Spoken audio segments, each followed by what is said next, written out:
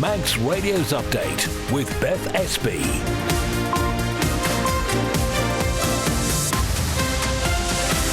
Well, first, my good evening. Welcome to Update, where we'll take you through the main news of the day. So coming up before 5:30, now that Tynwald has rejected the North and West Area Plan, what is going to happen next? Also tonight, what do island businesses feel about how the current economic situation might affect them? A former government press officer raises questions about how public consultations are handled. We also find out how many vehicles stopped in a recent police operation were found to have defects, and why do community events matter so much over here and what keeps them going.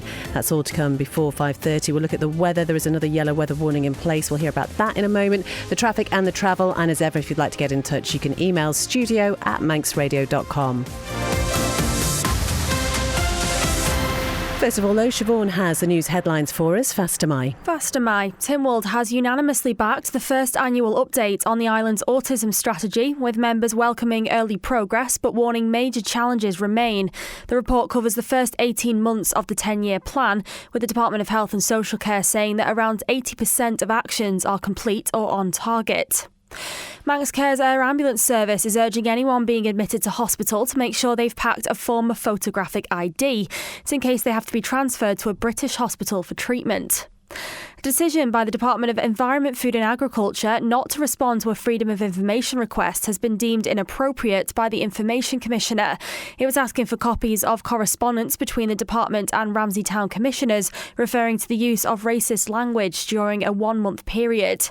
And the Mountain Road and the upper section of the Thalty Will Road are to remain closed until at least midday tomorrow. The yellow weather warning for frost and ice remains in force on the island until 3 p.m. on Friday. Further afield, the UK Foreign Secretary has described the activities of a Russian spy ship on the edge of UK waters as deeply dangerous. New rules are going to make it illegal to resell tickets to live events for profit. Ticket fraud expert Reg Walker says the plans for the resale sector are definitely viable. There's been a number of companies that started a few years ago that are face value resale sites to be able to resell tickets at face value. They survive off the service charge and they do seem to be flourishing. And Scotland's international John McGinn says their qualification for next year's World Cup has still not sunk in. The midfielder helped his country secure their place at the tournament for the first time since 1998. They're your headlines. I'll have your news in full at 6. Thanks very much indeed, Siobhan. So that weather warning for frost and ice is in place, as Siobhan mentioned, until 3 p.m. on Friday. So it is going to stay really cold but dry for the next few days. Icy patches over the hills all day. We know the Mountain Road is closed until at least midday tomorrow. The general forecast then, continuing dry and clear this evening and tonight. A slight ground frost developing in many places. A few icy patches again possible, especially over high ground and in places sheltered from those fresh northerly winds. So the minimum temperatures generally will be around 2, but it is going to be sub-zero on the hills. So another cold start tomorrow, but it will be lovely, fine and sunny, although still with those fresh northerly winds in some places. Maximum temperatures around 6 Celsius. Manx Glass and Glazing can supply and install single, double and triple glazing. Call 674 573 or visit the showroom on the Snugborough Trading Estate. Cruise Bereavement Support Isle of Man offers free and confidential support for anyone grieving, but we can't do it alone. Donate 10 to Cruise and your £10 will help children, young people and adults. Go to cruise.org.im to make a donation. Visit SMS Trading at 3 St Paul's Square, Ramsey. For flat pack to fully built, new or second-hand furniture, SMS Trading offer all island delivery and man in a van service. Call 315151 or find SMS Trading on Facebook. At Begode Cattery, we have been caring for animals for over 50 years. As a cattery, we care for customers' cats and treat them as our own. Contact Begode Cattery on 676 947 or find Begode Cattery on Facebook. Craving authentic Filipino flavours? Visit Casalo Filipino Cuisine. We cook with love and passion. Open Tuesday to Saturday from 11 a.m. to 9 p.m. Eat in or take away. 66 Box Road, Douglas, or call 333 It's 4.5 minutes past 5. You're listening to Update here on Manx Radio. Well, Tynwald has been back for the second day of its sitting this month. Christian's still down in the Tynwald chamber. We did let you go home last night, I think. But faster, my Christian, bring us up to speed then with what's been happening today. Yeah, that's to my Beth. Well, it has been a fairly wide-ranging day so far. Updates on long-term strategies, some political tension around regulatory oversight, even a look ahead to future celebrations too. Well, we'll talk about that in just a moment, but let's start with that major update on autism services. What's the latest on that? Yeah, so Tynwald has unanimously approved the first annual update on the island's 10-year autism spectrum condition strategy. Members broadly welcome the progress, especially the dramatic fall in waiting times for children, but they also warned that the toughest work is still ahead. There were firm calls for proper sustainable funding, concerns about short-term notice, cancellation of support, and warnings from some members that government needs to do more beyond what they called box ticking and focus on real improvements in people's lives. And I understand there was a significant debate around Moneyval as well. Yeah, there was. It was quite an intense one, to be honest. Douglas Central MHK Chris Thomas, he wanted a select committee to examine the island's financial services and e-gaming regulatory frameworks. But ministers and backbenchers and some MLCs, they pushed back pretty hard, saying it risked sending the wrong message internationally at a crucial time. We know the Moneyval assessment is due to be beginning next year, so that really is going to be a very tense period of time. There was some agreement, though, today, Christian, something about those celebrations in 2029. Yeah, absolutely. So we know the Island Games will be visiting the island in 2029. It looks like that won't be the only celebration held that year, though. Chris Thomas, he's been busy, successfully got backing from Tynwald for the island to mark the golden anniversary of the millennium of Tynwald, marking 1,050 years. Well, let's just take a break for a moment because we can hear from Mr. Thomas quickly, who told us more about why he believes the island should mark this celebration. OK, so the crucial thing is it's the golden anniversary. It's the 50th anniversary of an event that took place in 1979. Most people remember that event very, very fondly and warmly, whatever age they were, in as much as there were nearly 400 special activities for that event. My motion isn't about the 1,000 years. It's about 1979, because the result of 1979 was a huge number of things. We had new footpaths created. We had a national arboretum that's now got sculptures in it created. We had all sorts of events during the year. We had presidents and kings and queens from around the island coming to visit us during that year. People remember that year very fondly. At the beginning of the summer, I got communication from a group of quite important people saying, "Chris, we love your motions. Why not do us a good news motion next year?" And this is my good news motion. Certainly is. Douglas Central MHK Chris Thomas talking there. Christian, then just finally, housing back on the agenda today as well, wasn't it? Yeah, absolutely. So Jenny Farragher tabled a motion looking at empty homes, derelict sites and properties owned by people based off island. She wanted local authorities to be given more powers to levy charges on unused buildings and brownfield land, potentially even extra charges on domestic properties that are owned from abroad. That has divided opinions, as you might expect. There were, to be perfectly honest with you, amendments flying all over the place. Long story short, though, it was defeated, and we will be hearing from Ms Farragher in due course. Christian, thank you very much indeed. Just before we go, biscuit update. Have any found it into your little commentary box yet? Biscuit update? No, unfortunately, there is a significant lack of nibbles around here. I'm getting a bit peckish, so maybe I'll go and find something. We'll sort that out for next time. Christian, thank you very much indeed. Tynwald's still continuing at the moment. If you'd like to listen, you can find the links on the Manx Radio website. It is coming up to 5:09. And staying with Tynwald, actually, something we reported on yesterday, one of the major developments from this week's sitting, the court decided to reject the proposed North and West Area Plan. Now, this proposal was subject to a combined vote after previously being defeated by the Legislative Council last month.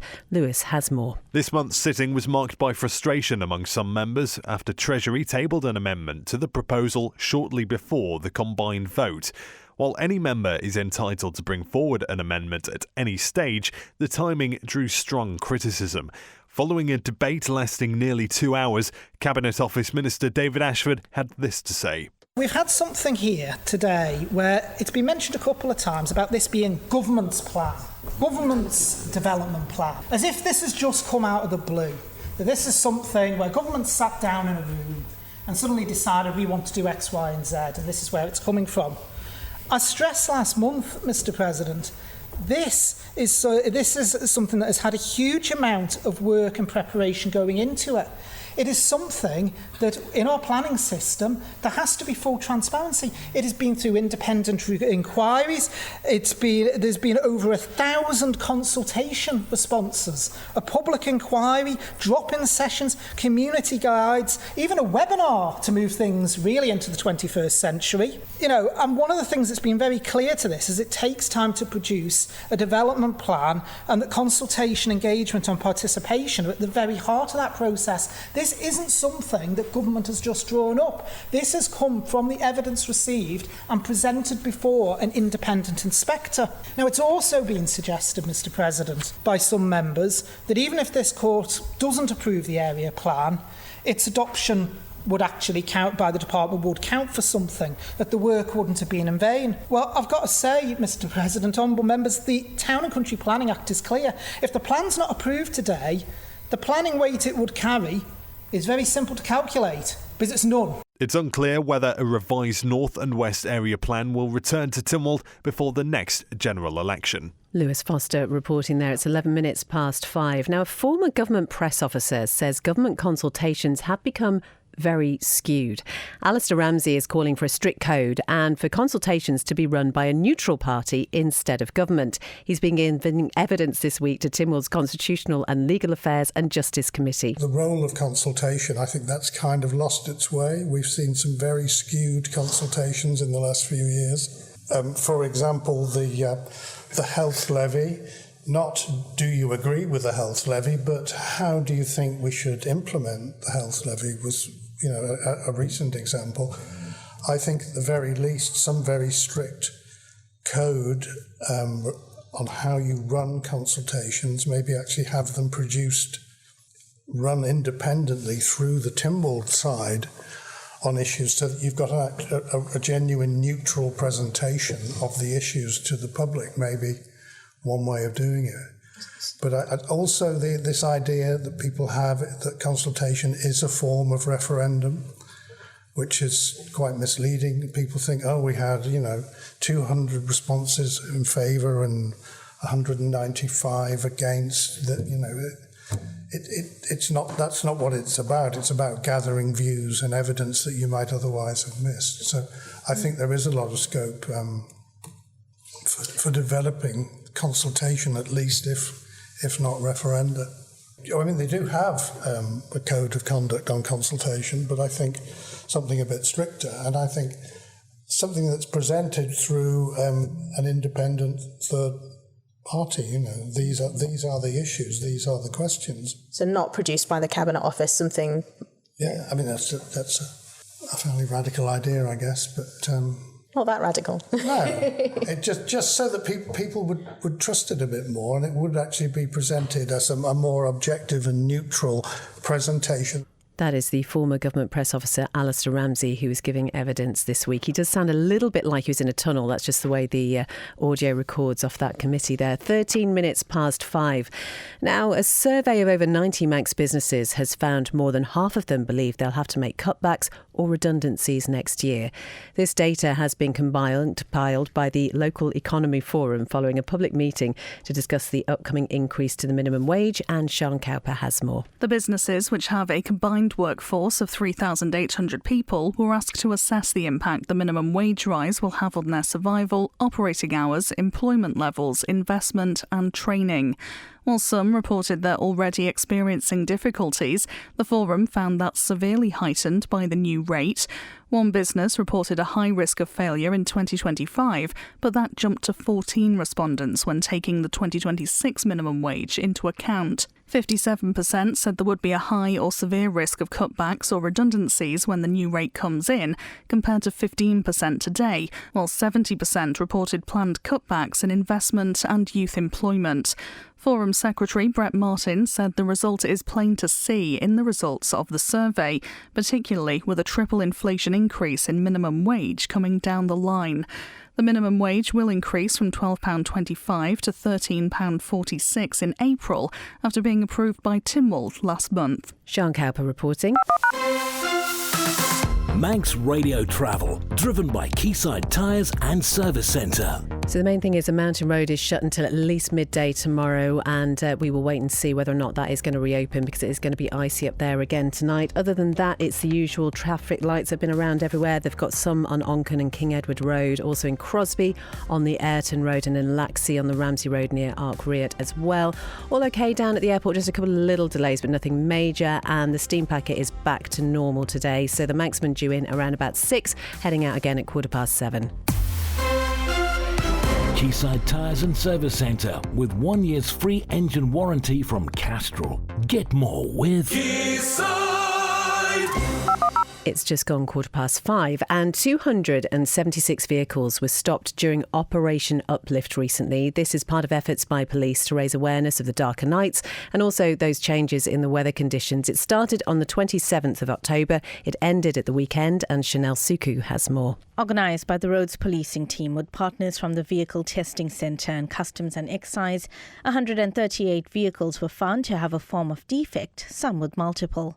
In total, 168 were recorded, with 105 having faulty lights, 44 worn tyres, and 19 others with issues ranging from exhausts, wipers, washer fluids, horns, and missing or damaged wing mirrors. 11 vehicles were also found to have expired tax discs. 115 drivers were issued with defect ratification notices, with 7 days to address it. Meanwhile, 13 motorists were given endorsable fixed penalty notices, which are a fine and points, the majority of those for illegal tyres. 7 were reported for summons for offences such as having no licence, insurance or tax, and using a vehicle in a dangerous condition. Meanwhile, 5 motorists were arrested for drink or drug driving. The constabulary says while it does the annual campaign to raise awareness from the risks of using defective vehicles during the darker nights, officers routinely stop and check vehicles and drivers during the year. Chanel Suku reporting. So just back to Tynwald for a moment, because ministers have to hold their chief officers account to when it comes to spending. It's from the Treasury Minister, who was questioned about contingency funding during this week's sitting. Dr Alex Allinson confirmed departments don't have extra funds set aside if they go over budget, and that it's incumbent on all departments to make sure they're following regulations. He confirmed applications for a contingency figure can be made if additional expenses occur, but departments have to manage their own budgets. All departments have from time to time funding pressures due to unexpected events or unexpected costs. Obviously these costs need to be budgeted for and managed within that department. However, when they become over the department's capacity to absorb that, an application can be made to the contingency fund itself, which will then go through the normal process as outlined in financial regulations. One of the aspects of the last year has been the scrutiny panels that have been held with all departments on a regular basis with Treasury to try to understand some of the funding pressures and how these are being mitigated by the individual departments. And obviously there's been an awful lot of feedback there as to how the individual departments have been budgeting for known spends and also unexpected spends that may have been caused by a variety of occurrences, particularly in some of those departments that provide frontline services. I'm struggling to understand why Treasury keeps putting it back on the department when a Treasury financial officer sits in the departments, over the departments, managing these funds. But could the Minister confirm, is there any limit put on a contingency fund to ensure departments don't create slush funds for really just projects that they want to achieve by the end of the year? So is there any limit put on by Treasury which could give a control mechanism so that departments are not doing these vanity projects that they wish out of a contingency fund? Again, it is the responsibility of the individual departments, the chief officer of those departments, but ultimately also the Minister to hold those chief officers to account.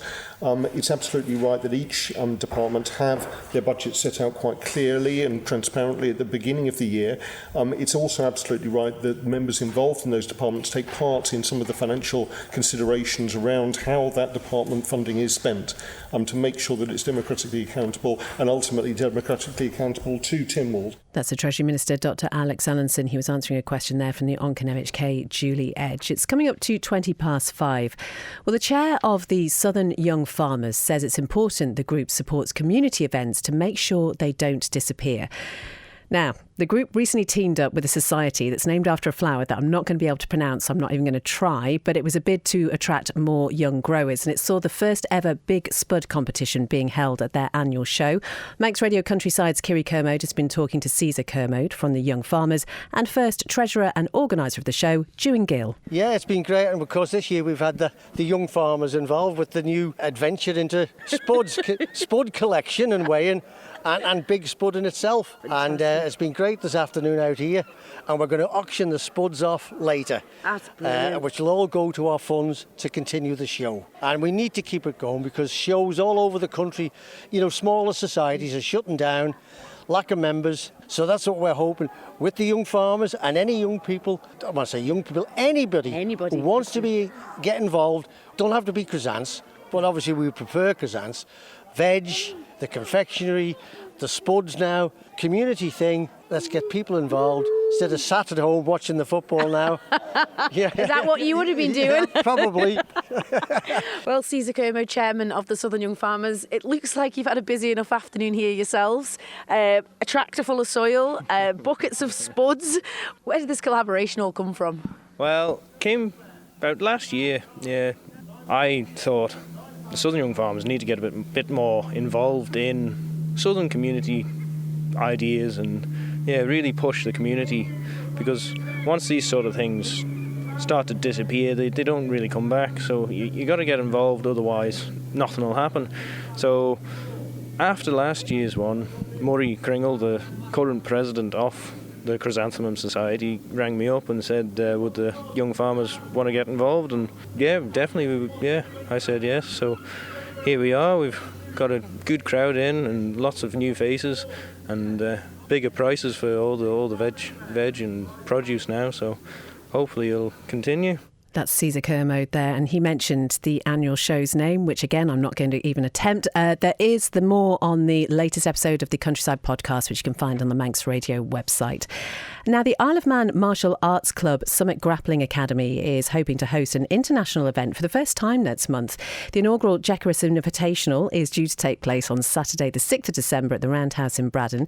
The head coach, Conrad Roberts, says they're hoping to feature some of the world's top grappling competitors, and he hopes it can benefit the sport on the island in the future as well. We just thought it would be nice to do something else on top of all the other things we're trying to achieve. We've got a lot of talent here on the Isle of Man amongst the various clubs that are involved in grappling, but also we've managed to bring over some really high quality names and coaches in the past few years, and having met sort of people within the industry sort of worldwide on our travels, made those connections, and we thought, well, why not do our own invitational? But it's very much a Manx event.